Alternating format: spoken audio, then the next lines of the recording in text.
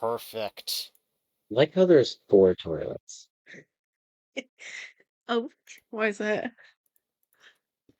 I just think it's interesting, but only one sink. The sink was a I later am. addition. So for today's episode, we're going and checking on the bounties, seeing if anyone has put in the Jenny Fox head or not. We'll check them. Looks like no one has. Alright. Well, then I think we're going to add in a kill box. So first we're going to start off by making some harming potions. And I think we'll make them into splash potions.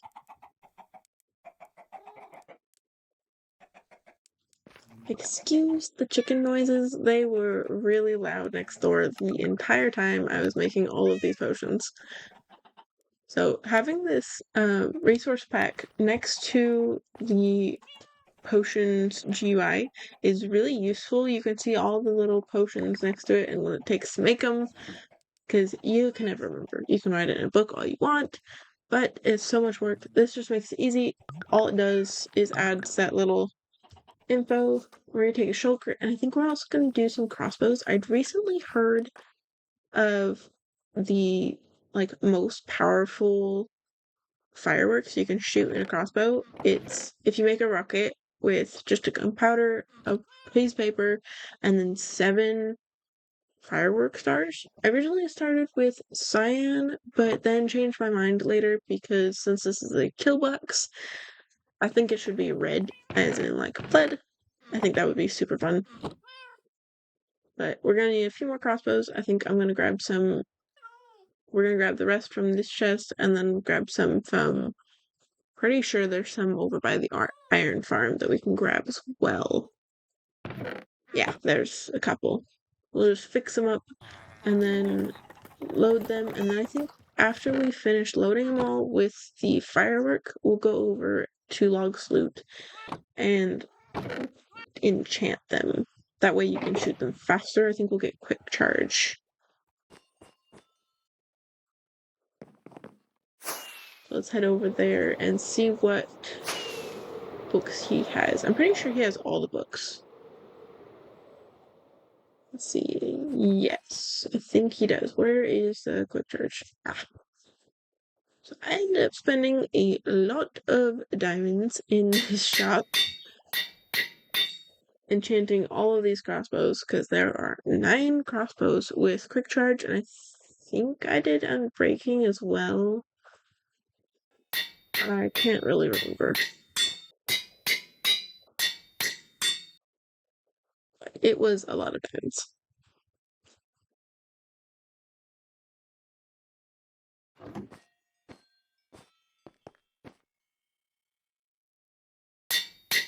So we're getting towards the middle-ish of the season, and I'm thinking what we're gonna do is we're gonna start working on getting the terraforming and some of the mushrooms in. Like I really need the storage mushroom up and going, so in the upcoming episodes we're gonna start doing the mushroom and the terraforming. I already started on some of the river, but that's a lot of boring just sitting there placing mud or using a water bottle to turn dirt into mud along the river because it's a big river. So I won't be showing that on camera, but I'll show you guys the end result when it's done. So we're gonna drop off the skill box real quick. I think the next steps will kind of be finishing up that area by the market aisle, and then we'll go into probably terraforming, like getting the bridge in. I recently got an idea from Etrove. She gave me the idea for doing these large rocks across the way. But speaking of friends, I also ended up showing Real and Fizz. They discovered the bathroom in the library, so we'll head into that. Kidding. You kidding. There is a secret in the bathroom, by the way. Oh, oh, gross. Ugh, ew. Last time I did that, I got a diamond. There are diamonds as well. Tickled. Oh, that's disgusting. Ugh. Mine. Hey now. Work on Hey. it. Yeah. More secure transportation is to do this. Oh my god.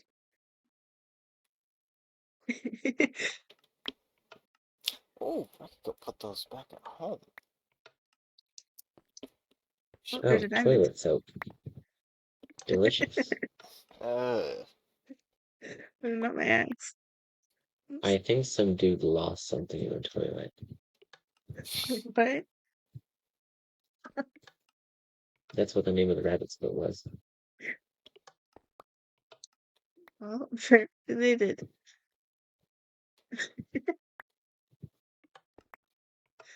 I think this is a pretty dirty bathroom now.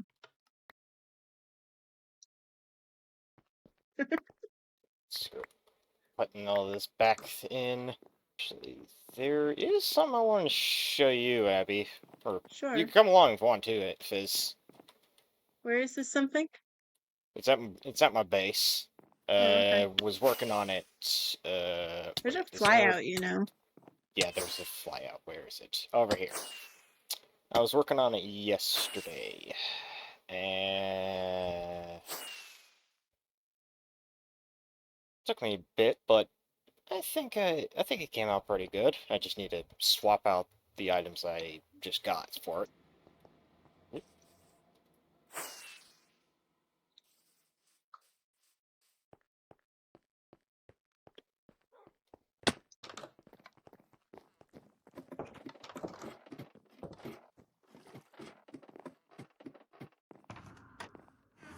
Cool. I've been busy. Hang on. Let me switch out. Go. Nope. Don't want that. There we go. Swap. There we go. What do you think? Interesting. You have a mural of you flying. I actually wanted to use, since I'm hopefully going on a mission soon, I kind of want to have this as the statue in the Remembrance Park thing. Oh. Why didn't you put it there then? Because I wanted to test what I could do. See what Ah, was possible, so. Yeah. because this is a lot of Obviously armor with, frames. Oof, and yeah, copy. just a bit. Obviously with the armor, but yeah. Yeah. I'm really proud of this. And if you look behind there, you can see fireworks and a wind charge, as well as an extra book on my belt, too. Yeah, I saw the book. I was like, I well, that's a see. Yeah. cool spot for a Also, you book. can ignore the totem. That Wind it charge. only really works there if you have the specific texture pack I have. It turns it into a watch, so it goes around the wrist instead of it Oh, being obtrusive like the Oh, normal totem. I have a yeah, frog. I was like, Yeah, oh, it definitely looks a little weird if you don't have the right texture pack. Oh jeez. Yeah, I was working on the base again. No. Got a little museum. Ooh. Oh, that's I fun. am. Yeah, since That's Oh, I like the nice. way the bow is displayed. yeah, since I was I do too. messing around with the armor Mix stands, I figured I pumpkins. could do And the book. this. Definitely Hmm. actually netherite. Yeah, I can see past that very Yeah, easily. That these are kind pretty of much all tracks. just like all the memorable items that hold significance to me, Then something I was doing especially off camera these. was I've been emptying out and draining all of this river for Fizzy's farm, and I needed some ink sacks to restock some of the dye and sacks at the community chest. But I want to show off a little bit of all that's been cleared out so far. Um, and you can see it's working a lot better now. You used to not be able to watch and wait for the squids. Now you can see plenty are dropping, so it shouldn't take long. I AFK'd for a little while and then I decided because it went nighttime that this platform needed a roof. So since I had some prismarine on me, that is what we were going to make it out of. We're just gonna kind of make it a little bit easier to land on as well since I'm gonna block it in a bit. And then add a roof. Because if you have a block over your head, phantoms can't get you, and that is what I want.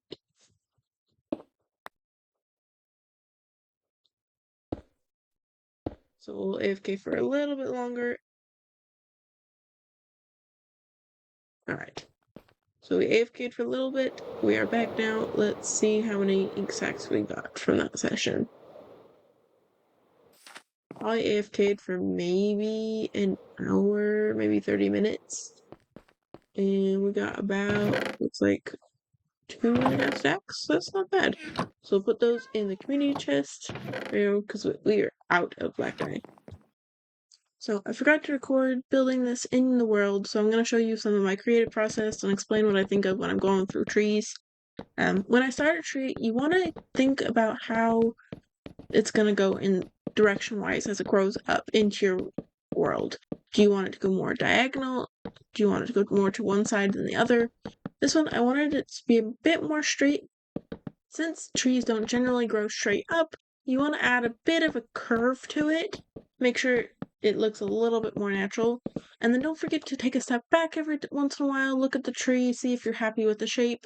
Shaping things is a process. And then once you're happy with the height, I like to do mine a little bit to start the branches, do a bit of a split like this. A good rule of thumb for branches is try and do diagonals. If you do it straight, it's a bit too symmetrical looking for a normal tree. I like to do 2 main branches off the split and then add more as I go at varying heights.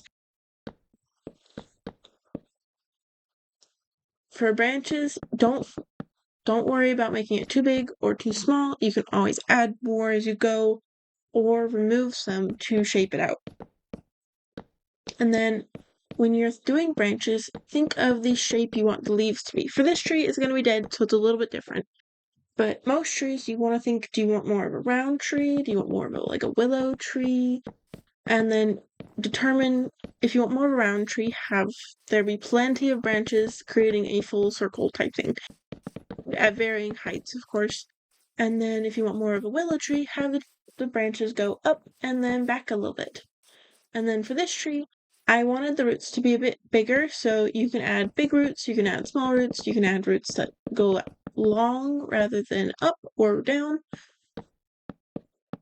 And then this branch didn't really like how thick it was, so I just kind of went out and trimmed some of it.